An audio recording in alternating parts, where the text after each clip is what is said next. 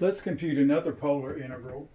In this particular case, our integral is written in Cartesian coordinates, but there's a lot of symmetry here that reminds us of polar coordinates. So first what we want to do is actually write the region. We see that x runs from -4 to 4, as we've written here, and y runs from 0 to the square root of 16 minus x squared, which we have here. But we know this is just the arc, upper arc of the circle centered at the origin of radius 4. And then here, x runs from -4 to 4. So we get the complete half circle or semicircle, and then the 0 here allows the y to cover all of these particular values interior to the semicircle. So this is a really simple region if you describe it in terms of polar coordinates. I mean, the circle is centered at the origin. So all we need to do is just let theta run from 0 to pi, and then r just run from 0 to 4, and we get the entire coverage. That is, we represent r in a very simple coordinate system as I've written here. Notice I've written easy description in polar coordinates. So basically, to compute this Cartesian integral, we're going to do a change of coordinates, change of variables theorem. And of course, in this particular case, the Jacobian is just r.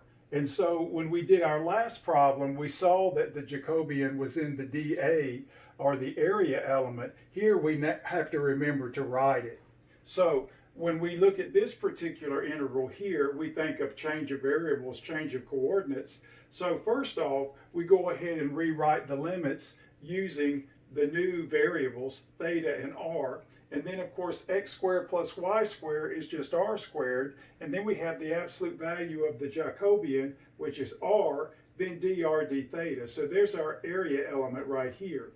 Now, another thing that's very simple about this double integral is that the limits are constants. So there is no bearing between the actual integration. That is, we can actually be sloppy here and not worry about which order we do the integrals. So we often call this multiplicative. So you can go ahead and break up the two integrals. The d theta integral you can write first, and then the dr integral you can write second. So again, when the limits are very simple in terms of constants, the integration is very much simplified.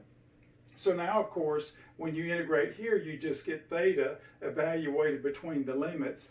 And then, of course, here, add 1 divided by the new power, r to the 4th over 4. So with the theta evaluated, we just get pi. And then, of course, here, the lower limit gives us 0 as it did here. And we just get 4 to the 4th divided by 4.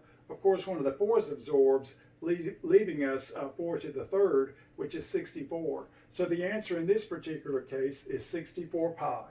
And we are done.